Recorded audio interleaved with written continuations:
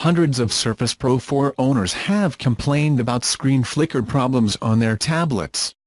A thread in the Microsoft support forums shows that problems have been going on for more than a year, and most of the affected devices are out of warranty. Called Flickergate, to report problem claims, at least 1,600 Surface Pro 4 owners have experienced screen flicker problems. Blinking seems to be a hardware problem, which occurs after the device heats up during use. We are aware that some customers have experienced a screen flicker in Surface Pro 4 and are monitoring the situation closely, says a Microsoft spokesperson. Customers affected by this should contact Microsoft support. While Microsoft recommends that owners communicate with their support lines, the devices are usually out of warranty when problems begin to occur.